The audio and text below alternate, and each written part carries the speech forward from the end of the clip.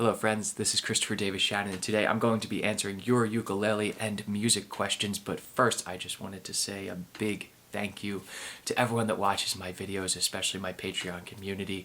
It's been an odd year for everyone, and that includes musicians, so I greatly appreciate all y'all. Let's get started. How do you know when to change your strings, and what's your preferred type?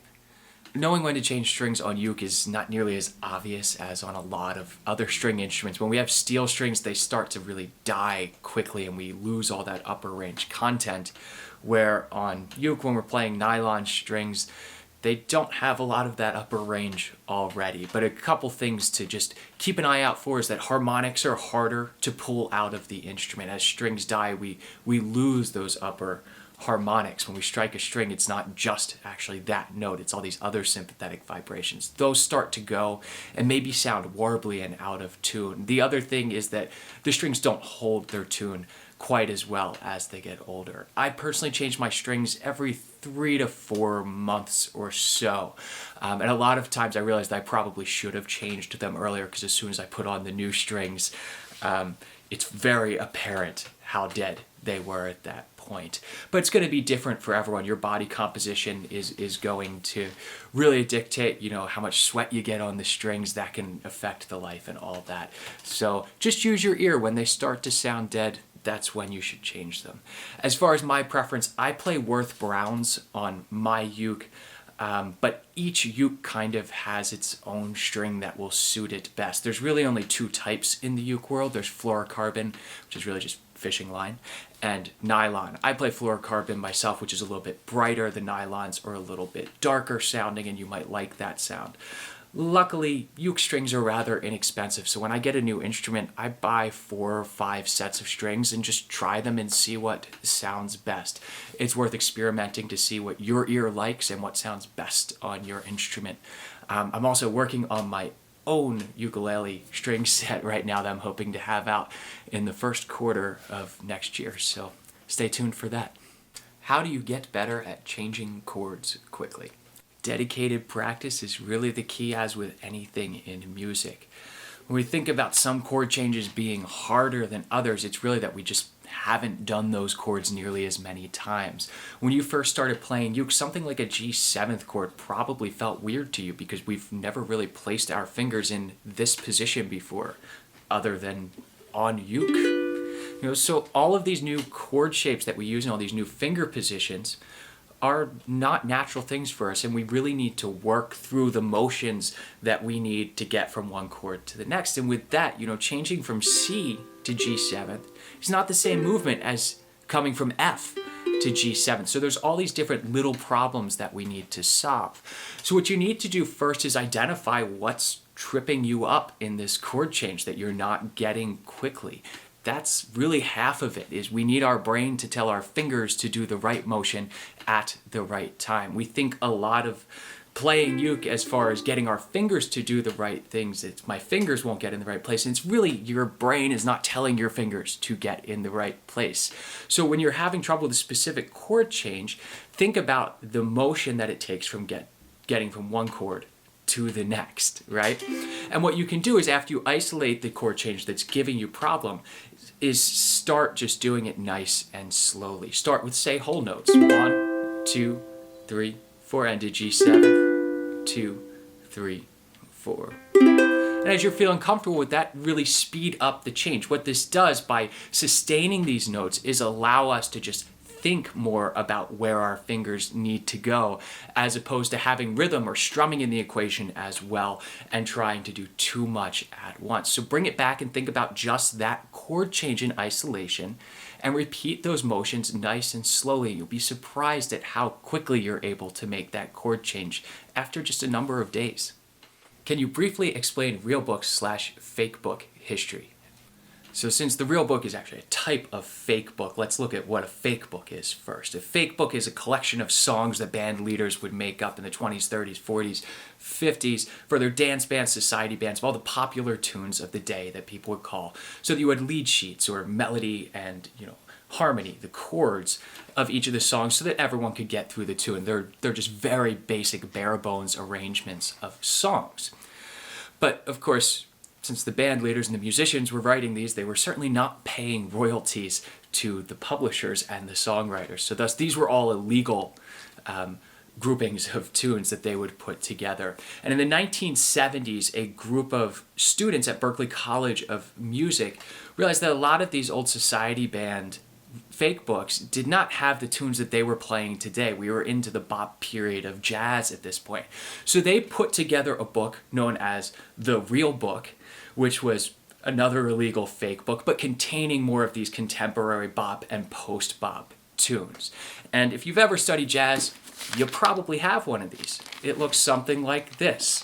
It has hundreds upon hundreds of tunes in it.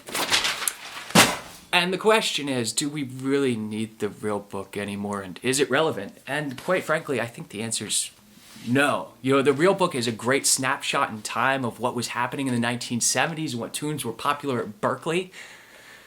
But that's not everything we need to know. All of those arrangements, or the vast majority of them, we hear about the changes being wrong, but it's not necessarily that. A lot of it's really that those are specific arrangements of tunes from specific recordings. So something like Bye Bye Blackbird, those are the Miles Davis changes to the tune, not the Ray Henderson changes that were written in the 1920s. So if you really want to learn songs, put the real book down and go listen to a number of recordings of the song, but also look back to the original sheet music to see what that initial harmony was and how we got to what's kind of the accepted harmony today. And that's going to give you a much broader view of what all of these tunes really sound like. How do you make a solo piece more interesting? Variety is really key. That's what it comes down to in arranging, is we learn all of these different techniques so that we can apply them.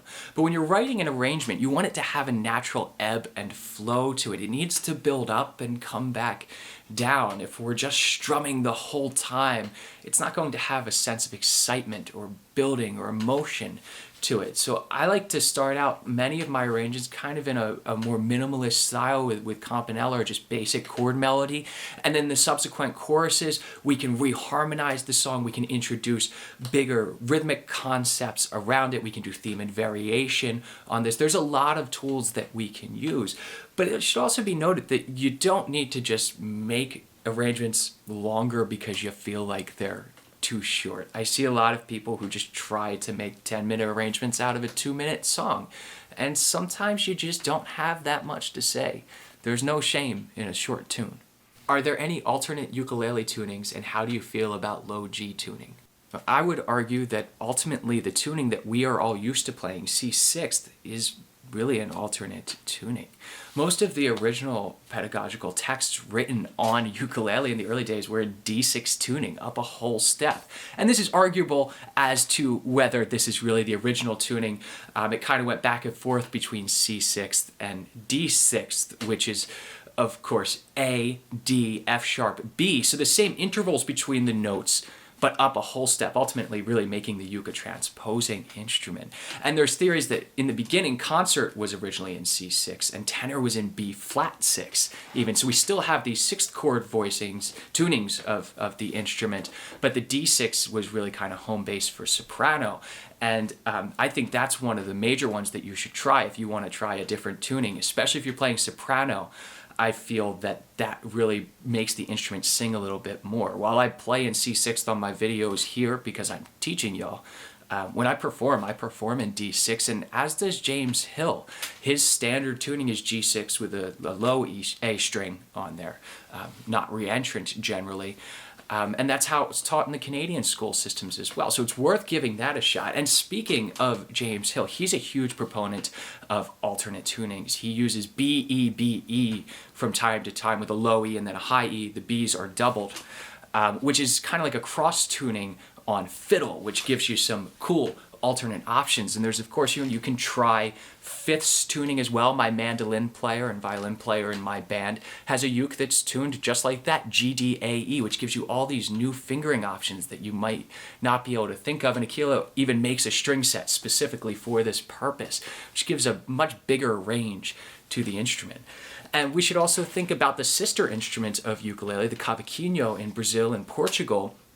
It's about the same size, but a steel string instrument, and there's various tunings used on that. DGBD is the standard in Brazil and might open up some new possibilities for you. So please try alternate tunings. They really give you a new perspective on the instrument, especially when we get set in the ways of just, playing this is a C chord, this is a G7th chord, and we can get out of playing shapes because we ultimately have to think again about what the chords are.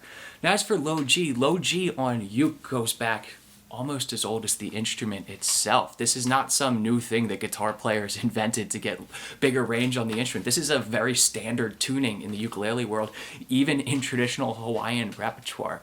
I teach my beginner students a reentrant or high G tuning because many of them come from guitar, and this forces them to think about it as a new instrument. But low G really opens up some new possibilities for us, especially in solo playing with bass movement, which we don't really have the option in our standard reentrant tuning. So yes, absolutely. Low G is great. Alternate tunings are great. Give them a shot and see how you like it.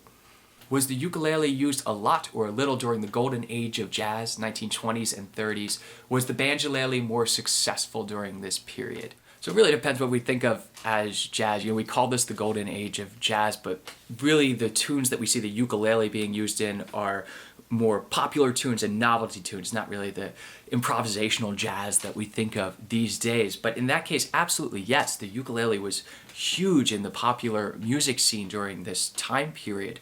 And it really was a perfect accompaniment for many singers. We see people such as Cliff Edwards or Ukulele Ike leading these big bands with a ukulele in his hand. In the recording studio, we have to remember that at this period, it was mostly just one mic in the front of the room. So the singer playing a ukulele would actually be heard, unlike if it was in the back of the band.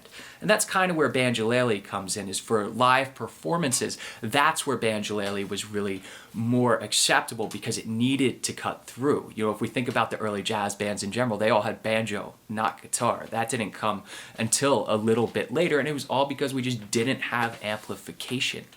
So in recorded works, you're going to hear wooden ukulele a lot more, but live you would probably see more banjolele. Although I don't think banjolele really ever came close to overtaking the wood ukulele in popularity. How do you refine what techniques to focus on, and what is a reasonable amount of practice time on technique? As far as figuring out what techniques to focus on, that's up to your goals. I'm a big fan of setting practice goals. Sit down and write out what you want to do on the instrument. Is it play a specific piece? Is it learn a new style? And that's going to dictate what techniques you want. Now, as for practice time, I'm a huge fan of interleaved practicing or random practice, and I'll link to my video below on that concept. But really, it's taking these small chunks of time and working in a dedicated way on a new technique and then trying a new one. So usually spending only a few minutes on each technique. And the theory here is that if we just spend an hour working on one technique, our brain ultimately just goes into autopilot mode and we're not actively solving the problem that we're trying to solve. And that is a problem in learning. We want to always be addressing the problem. We can do that in these small chunks. So I would say that you ultimately only need to spend a little bit of time on technique each day, but make sure that it is dedicated practice. So now that we've answered some of the burning ukulele questions, let's see what Instagram has to offer us. What chord best reflects the USA's experience of 2020?